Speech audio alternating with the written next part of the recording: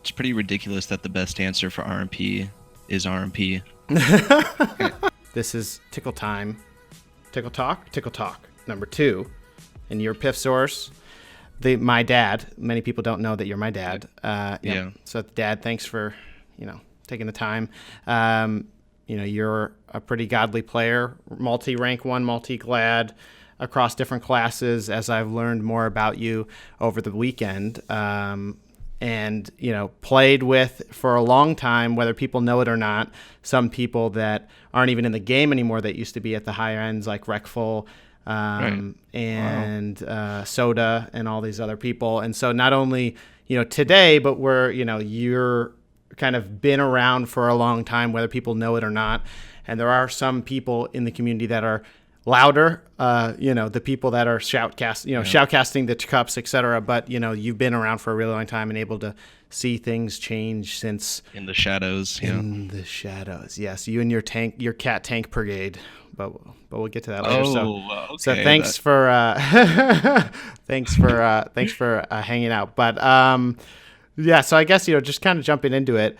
First question, pretty simple. I've noticed lately, because we are B-Tag friends, that you've been hanging out in, is it Silver Moon City? That's where you hang out? Yeah, I'm jumping in circles right now. What is it about Silver Moon that's bringing you there? Because I noticed that you might be the only one in the game that goes to that city today other than level 0, like 1 and 2 and 5 and 10s. Yeah, so basically Dalaran has a lot of lag issues, and I just wanted to get out of Dalaran. I've actually been here since we played in that tournament. I don't want to deal with a random loading screen bug or something, because it happens when you're in the new Dalaran. So I just picked a random portal and ended up here. I figured it was the Blood Elf females, but that's totally fine.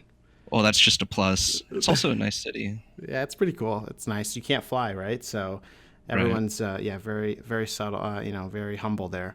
That's cool. And so I was looking at some of your VODs, which with you playing Destro Ellie H-Pal at 2500. Is that your go-to comp now? And is that your favorite thing to play, or is that because of who playing it, or what makes you drawn to that comp in the current meta of the way things are now? Well, since I started playing Elemental Shaman, it was the comp I just wanted to play. I kind of just gravitated to that's the kind of style I wanted to play, and I ended up meeting a warlock named Aquafina, and we've actually become really good friends, and he's my favorite person to queue with. So that's just what I ended up playing, and I play with him most of the time, and yeah, we have success. And how did you guys meet? Or was it tell me it was through LFG? Just tell me you just. It was in a roundabout way. The pally I was playing with at the time found him in LFG and was like, "Dude, I found this warlock we got to play with." And I was like, "Okay, let's play with him." And then we played, and him and I, we were like, "Okay, let's find a new paladin here." And we just kept going from healer to healer until we found people we liked, and yeah.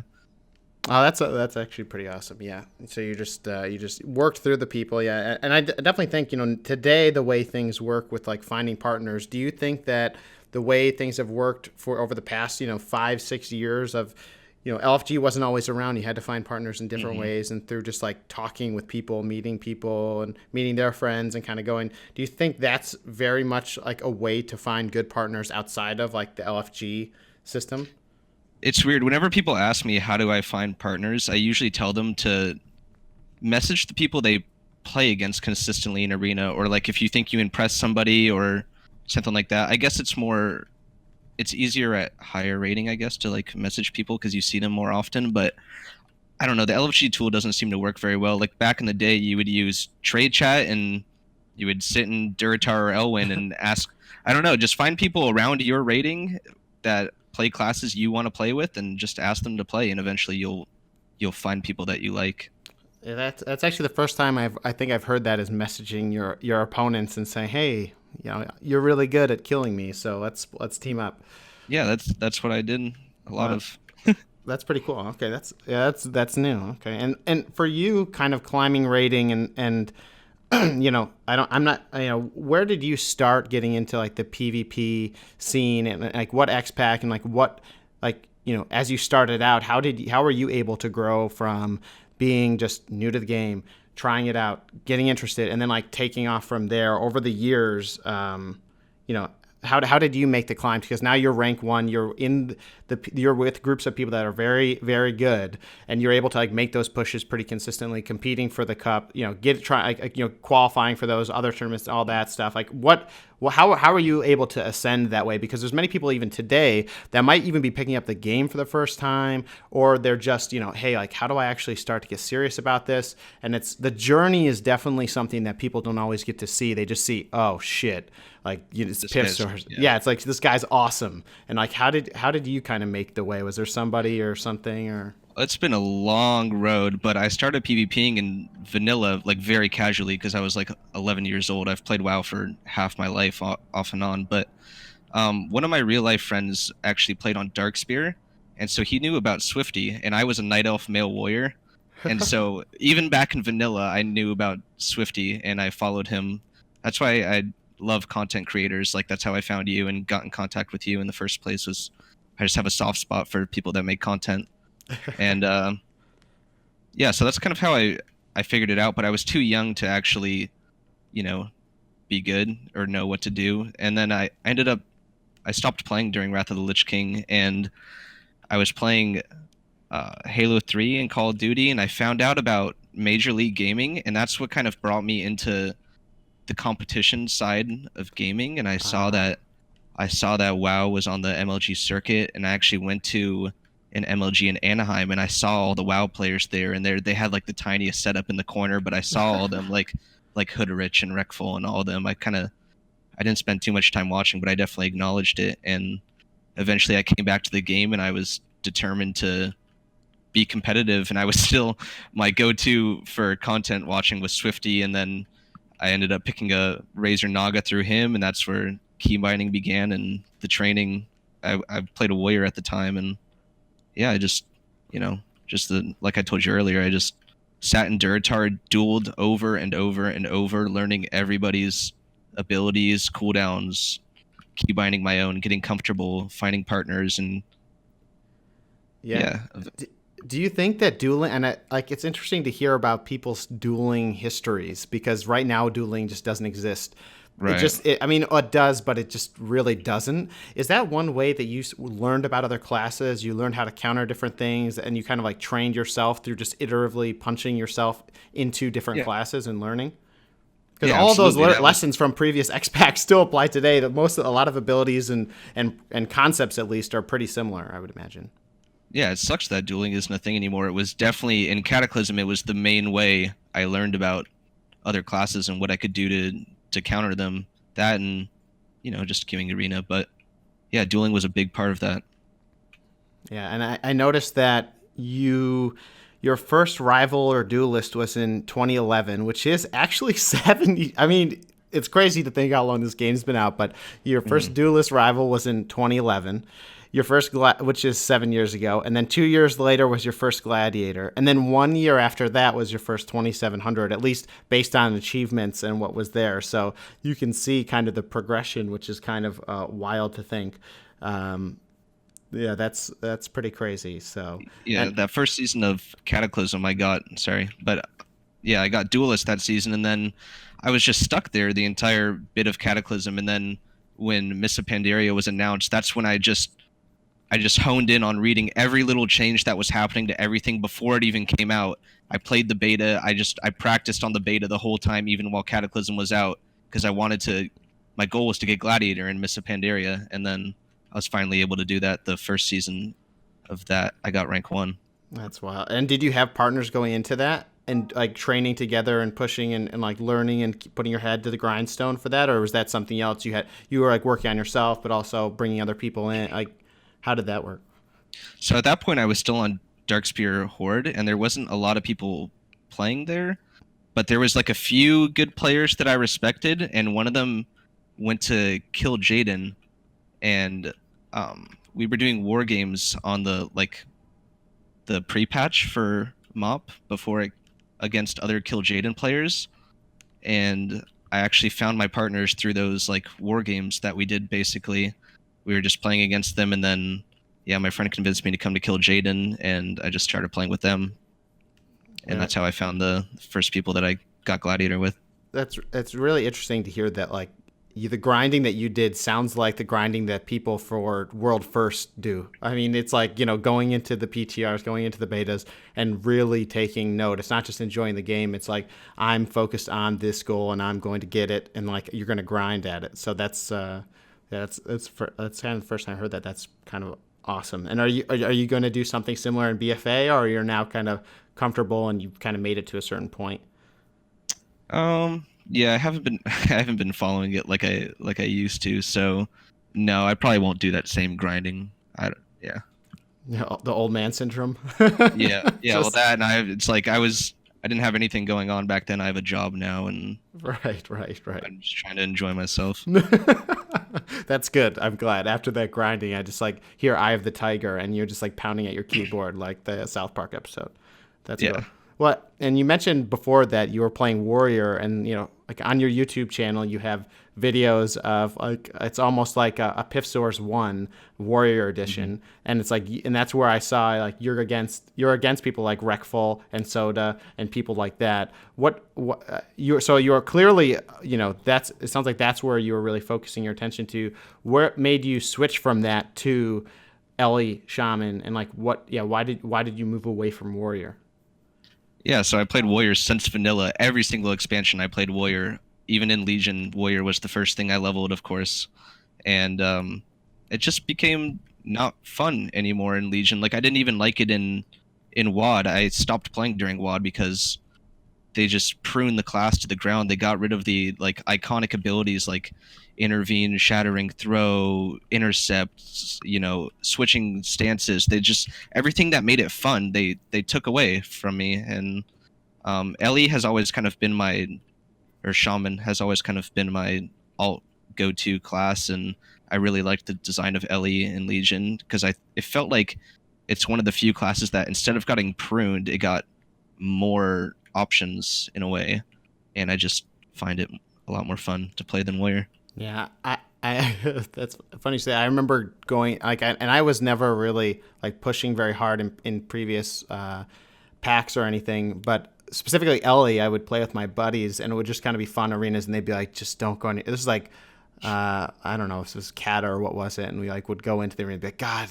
no, Tiqqle, no, and because you like in that case, you were like hard casting lava bursts, or like, and that was it. You didn't have the different like all the different schools of Right. frost, nature, everything, fire, all that stuff. So that's pretty wild. I actually used to play a warrior back in Wrath when Shadowmourne was around, and my goal that entire time was to get Shadowmourne so I could be good in arena. But Yeah. doesn't I was trying to get the Deathbringer's will trinket that I never got. You never got that shit? Dude, I saved No. my DKP in my rating. That's the only reason I rated was I was to doing pugs get. every week. Oh Yeah. no! Yeah, Those are the bad pug days.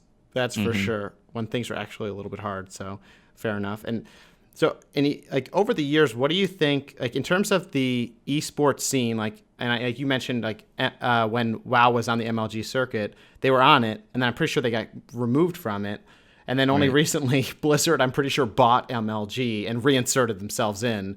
But so, how do you think that the sport is being viewed as an esport? Like as an esport, how do you think that's changing with all these new cups coming up? Like almost every weekend, it's crazy. And everything else that's kind of going on in the game from esports sense.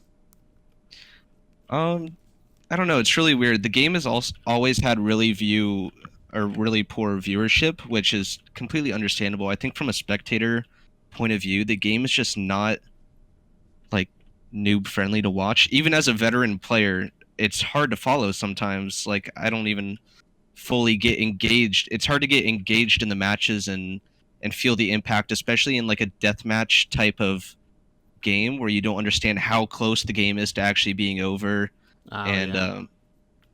there's no like real objective other than killing each other. It's just really hard to get into. So I don't know. It's gone through a lot of its ups and downs. Like at the time in Mista Pandaria near the end of Kata, like it was like very few tournaments, and that's kind of I think when GCD came in and was trying to like do community run events, and now they're hired by Blizzard to do the tournaments for them.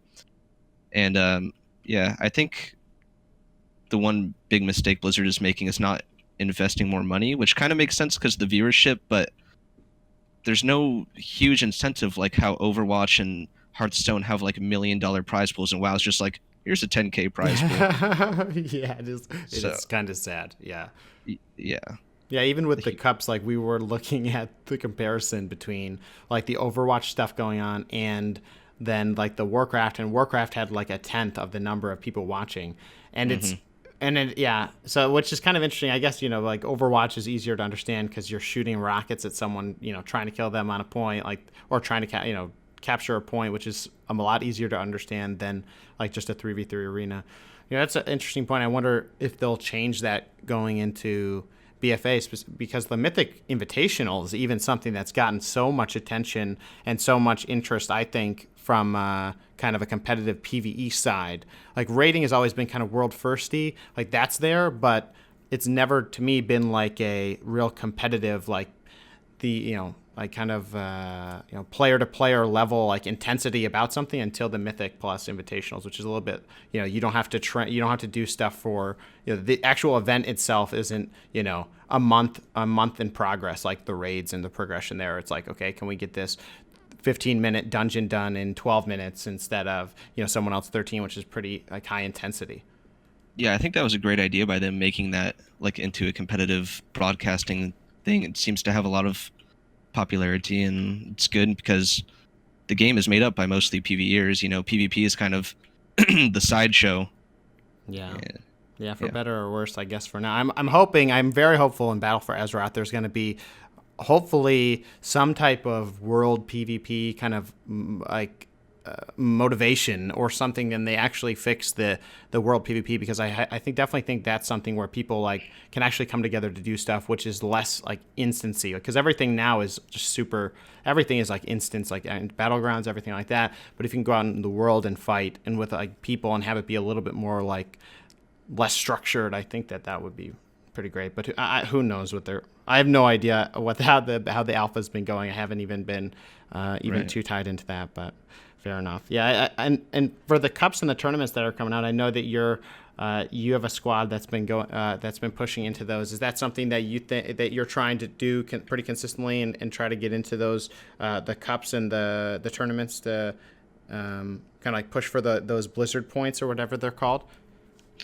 I would really like to. I'm a bit like on the fence right now of what I want to do, since I keep having consistently poor performances in my eyes. I'm basically the only thing I haven't feel like I've accomplished in this game is playing at a LAN. Like that was like the last thing I wanted to do was play at a LAN tournament for WoW, and I don't know. Well, we'll see how it goes. I mean, it's still possible later this year. Definitely not the first LAN I won't be able to get to go to, but yeah, I'm not sure right now. I'm kind of on the fence about what's happening. Well, speaking of LANs, switching gears a little bit to something I didn't know about you too much was that you at least were previously into Counter-Strike Go and Counter-Strike in general a lot.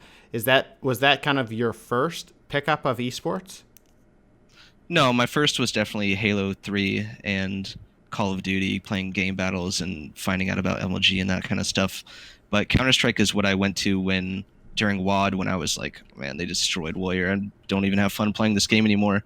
I just started playing Counter-Strike with my WoW friends, and yeah, I have like 2,000 hours or something on that game now. I got okay at it, but yeah, it's a fun game. Yeah, because I saw that you were you went to a LAN in 2016 and you guys won.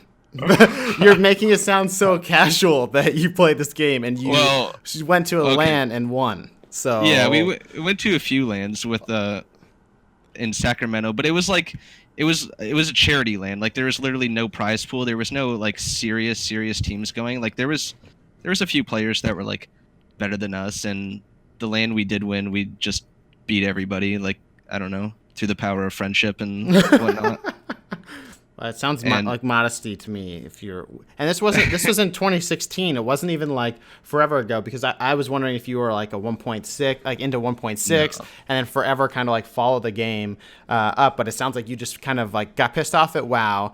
You went into Counter-Strike and you just crushed lands. So I mean, I'm just saying, like crushed one land, a charity land. Yeah. Great. So you beat sick kids. Great job. That's really, really great. It's really great. Yeah, I saw that and I was like, wow, what? And it's like, oh, first place. Oh, 2016. Like that was not that long ago. Do you guys? Yeah. And I'm surprised to hear. So was it all WoW buddies that were in that game too? 3 of us on the team were all WoW buddies. I don't know if you've heard of Take Notes or Catch My Elk. You might have not. They're kind of more in the shadows like me, but they're both rank 1 players, and I still talk to Clay every day. That's cool. But do you guys ever ever pick it up sometimes? You're just like, hey, you want to go beat some sick kids at a LAN? we haven't gone to a LAN since that one that we won, so that was kind of a long time ago. But we play Counter-Strike occasionally. That's cool. Do you guys live near each other, or are you guys just friends for a long time now, or? Yeah, Clay and I do. He lives in about 2 hours away from me, and the LAN was like next to his house, so we all got to stay at his house. And our other buddy Take Notes is from Southern California, so he made like the 8 or 9 hour drive up here. Oh shit! Yeah, dude, California is a huge state. Yeah. Yeah, fair enough. That's awesome. That's really cool. I saw that you guys were playing some PUBG and stuff. So you guys, is there any other games that you guys play other than WoW? Is like PUBG? You pick up PUBG, Counter-Strike sometimes. Is there any cat games that you guys play together? No, we just send Snapchats of each other's cats back and forth. Well, yeah. So I was gonna ask. So you do have a cat? I don't. Everyone else has a cat. I'm just kind of left with my commander. I am the commander cat. Well, and then you have a commander dog on your YouTube channel, which is really funny. And that's going to be my next question about what's the story behind the cats and the dogs, and specifically the cats that are in the military. I don't even know what dog you're talking about. Let me look at my channel. On the top of it, there's just a huge pug with huge eyes on the top of it.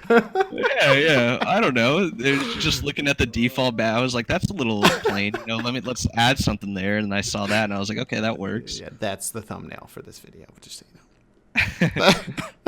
you know. What's the story? I saw some Commander kittens on your Twitter. They're everywhere. I don't know how it started, but I've used that picture forever. Like since when I came back to the game in Cataclysm and everyone used Skype, that's been my Skype profile picture since whenever Cataclysm came out, like 2008 or 2009. So I think that's maybe later. I don't know. But yeah, for maybe like 8 years, I don't know, something like that. I've had that as my profile picture for voice programs. Yeah. That's funny. Yeah, I've seen. Yeah, you have many funny pictures, especially your offline Twitch picture as well. You in bed with another. Yeah. I'm surprised they weren't cats. All cats. But that's cool. So what do you think in terms of Ellie Shaman for? You said you haven't really looked into it, but you're gonna stay Ellie for the next X Pack. I have no idea. I've looked into like the talent trees and stuff, and I'm kind of disappointed that they look so similar. Like it looks like a content patch for Legion, or like I don't know. It just looks like a regular patch. Like it doesn't actually feel like an expansion to me yet. So slightly disappointed. I don't know if I'm gonna play or what I'm gonna play. I have no idea. We were talking earlier about RMP, and that's just the comp that's been kind of. There's been other stuff in the tournaments recently, but. I mean, have you ever played any Rogue or Mage or anything? Do you have any desire to play that comp? I mean, that's been one of the comps that's been around forever, that has always been around. I mean, was there a time that it wasn't around? No, I don't think there has been. It's like the staple WoW comp for eternity. It's just always had good synergy and been a good comp. But I played Mage and Cataclysm a little bit. I was like a Fire Mage, running around. And I have a Rogue now, but I don't really have any desire to play those classes. I don't know. Yeah, I don't blame you. I don't either. Probably because I'm a trash bag at. I play a little bit of Fire Mage, but I'm just like a wet garbage bag. I just like can't. The Rogues, yeah, Don't say that about yourself. Do you play Counter-Strike sometimes? Sometimes you Sometimes. get a little But uppity. you want to play a game? Were you a global elite? Yeah, at one point. I fucking knew it. I fucking knew it. You're so modest. I don't know if I don't think I got global elite. So I was playing that, like I would play WoW off and on and stuff. And so one of the times that I quit, I went really hard in CSGO, but I didn't win any lands or anything. I just I think I got to Supreme and then Supreme Commander, and then I stopped. Or I didn't stop. I just didn't get to the next level, and then I stopped playing and went back to WoW, like on or off. But, Did you play that for a long time, like since the older Counter-Strike? yeah. I played. I played the first Counter-Strike I think ever, which was like the mod for Half-Life, and then I moved to Counter-Strike Source, and then like the 1.6 versus Source wars were happening, like where the community was just split. But then I was like into like Cal, like or whatever, like Cal Open or whatever it was back then, and so I got into like a team, and I like did that once, and it didn't go well, and then so I was like pseudo competitive, like kind of, but not like fully committed. And then I picked up Go when it was playing, and then I was like into Go and playing that and all that stuff. And then when they came out with the skins, and then all of a sudden everyone found out it was like Counter-Strike fashion craft, like whatever. Yeah. Then that's like when like transmog came out. Yeah, it's like holy shit! Like this is the reason that people play this game now. Period. Otherwise, they wouldn't be. So, so then I kind of got back into it then, and then I played forever, and my brothers played forever. So it's kind of like pick it up. So. How did you get started into making YouTube videos in the first place? So when Legion first came out, I was playing with a bunch of friends, and we were just kind of like having a good time all playing together. We all had names that were very similar. We were in a guild we named the Spice Rack. So we had like the Wasabi Wizard, the Onion Oracle, those are good. The Thyme Templar. We had like all of them you could think of. And it was actually a lot of fun when we were playing and just kind of like doing PvE stuff and, mostly casually and all playing together. And then at a certain point, it was like, well, why don't we just like, we're laughing and having fun. Like, why don't we just record it and put it up there? And so then like we kind of all kind of like jumped on the YouTube idea. And so we started recording some like even like mythics we were doing. And so we would do like mythics and we would record them. And then we had some ideas for editing. And so we tried different stuff. And if you go back to the bottom of the Tiqqle channel, you'll see like Spice Rack TV, like logos and stuff. And, we did things where it was like, okay, we're doing the Mythic Plus and we're, having a good time. And we'd like put up meme things, or every time someone talked, I would switch the perspective to their recording, which was actually really cool. But it took me like 6 hours to like make a 30-minute video. And I was like, wow, 12 views, like, wow.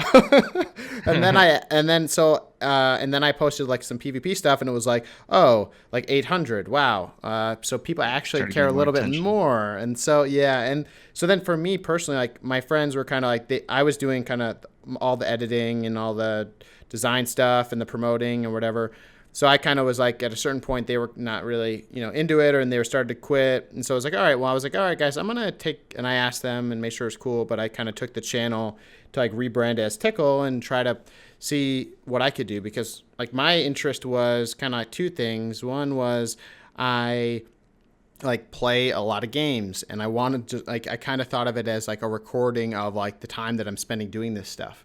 And so it kind of like a legacy type thing in the future.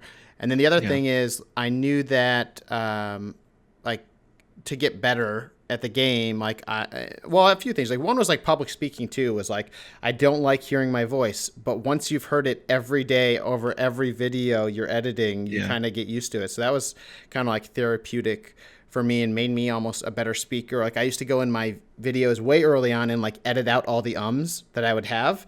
And so you would never know it, but I just, would do that. So like that's another motivation. And then the other thing was to see like, hey, like how hard is this YouTube thing? Like if I can I work this game? Like, am I into it? Like I like doing all this stuff. So that's like kind of just like progressed from there. And so because I've been doing it for like a year and a half now, and I didn't even have like any views until like I started doing like information videos about like patch notes and stuff. And so it's kind of just like trying to feel my way out to see like what worked, what didn't, and if I actually like liked it or not. Because like, and I still question that is like, do I want to make Yeah. 7 videos a day or a week, and like Yeah, keep doing it. yeah, what's the, because it's definitely not the money. Like you don't really make any money until you're like a bigger thing or you're streaming or whatever.